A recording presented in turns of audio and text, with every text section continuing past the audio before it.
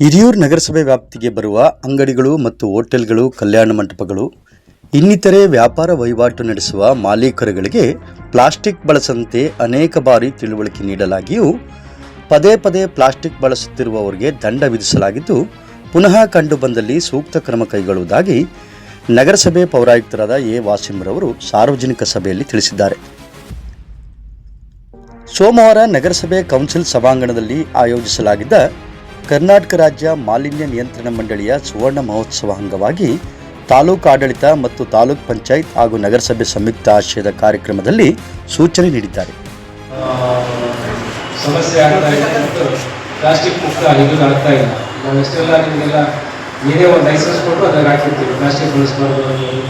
ಒಂದು building licence ಕೊಟ್ಟು ಅಲ್ಲಿ ಪ್ಲಾಸ್ಟಿಕ್ ಬಳಸಬಾರ್ದು ಅಂತ ಹಾಕಿರ್ತೀವಿ. ಟ್ರೇಡ್ ಲೈಸೆನ್ಸ್ ಕೊಟ್ಟು ಪ್ಲಾಸ್ಟಿಕ್ ಬಳಸ್ತೀವಿ. ಈ ಸೌಲಭ್ಯವು ಸಹ ಸೀಲ್ ಹಾಕ್ಕೊಟ್ಟಿದ್ವಿ ಪ್ಲಾಸ್ಟಿಕ್ ಬಳಸೋದು.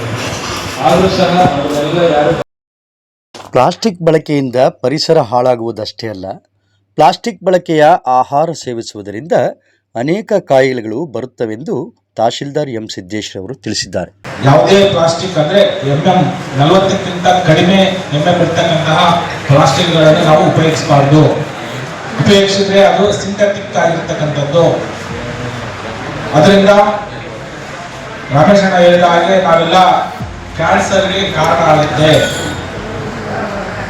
ಕ್ಯಾನ್ಸರ್ ಕಾರಕ ಚರ್ಮ ರೋಗಗಳು, ತಲೆಯಲ್ಲಿ ಕೂದಲು ಉದುರುವಂಥದ್ದು ಮತ್ತು ಚರ್ಮ ಕಪ್ಪಾಗುವಂಥದ್ದು, ಕ್ಯಾನ್ಸರ್ ಬರುವಂಥದ್ದು, ಬ್ಲಡ್ ಕ್ಲಾಟ್ ಆಗುವಂಥದ್ದು ಸಹ ಆಗುತ್ತೆ. ಶುಗರು, BP ಸಹ ಅದರಿಂದ ಬರುವಂಥದ್ದು ನಾವೆಲ್ಲ ಸೈಂಟಿಫಿಕ್ ಆಗಿ ನಾವೆಲ್ಲ ನೋಡ್ತೀವಿ. ಹೋಟೆಲ್ಗಳಿಗೆ ಬರುವ ಗ್ರಾಹಕರನ್ನು ದೇವರೆಂದು ತಿಳಿದು ಉತ್ತಮ ಆಹಾರ ನೀಡಬೇಕು. ಬದಲಾಗಿ ಟೇಸ್ಟಿಂಗ್ ಪೌಡರ್ ಹಾಗೂ ಕೆಮಿಕಲ್ ಮಿಶ್ರಿತ ಪ್ಲಾಸ್ಟಿಕ್ ಬಳಕೆ ತಕ್ಷಣ ನಿಲ್ಲಿಸಬೇಕೆಂದು ನಗರಸಭೆ ಅಧ್ಯಕ್ಷರಾದ ಬಾಲಕೃಷ್ಣರವರು ತಿಳಿಸಿದ್ದಾರೆ. ಪ್ಲಾಸ್ಟಿಕ್ ಬಳಕೆಯಿಂದ ಪರಿಸರ ಹಾಗೂ ಮನುಷ್ಯರ ಆರೋಗ್ಯ ಸಂಪೂರ್ಣ ಹಾಳಾಗುತ್ತದೆ ಎಂದು ರೈತ ಮುಖಂಡ ಕಸವನಹಳ್ಳಿ ರಮೇಶ್ ರವರು ತಿಳಿಸಿದ್ದಾರೆ. ಪ್ಲಾಸ್ಟಿಕ್ ಅನ್ನು ಇವತ್ತು ಇಷ್ಟು ಅಪಾಯಕಾರಿ ಅಂದರೆ ಮನುಷ್ಯನ ಆರೋಗ್ಯ ಸಂಪೂರ್ಣವಾಗಿ ನಾಶವಾಗಿ ಹೋಗ್ತಾ ಇದೆ. ನಾವು ಚಿತ್ರದುರ್ಗ ಜಿಲ್ಲೆಯಲ್ಲಿ ಕ್ಯಾನ್ಸರ್ ಹಾಸ್ಪಿಟಲ್ ಬೇಕು ಅಂತ ಕೇಳ್ತಾ ಇದ್ದೀವಿ. ಯಾಕಂದ್ರೆ ನಮ್ಮ ಸಹೋದರ ಬಂಧುಗಳು ಸುಮಾರು ಜನ ಕ್ಯಾನ್ಸರ್ ಆಗ್ತಾ ಇದೆ.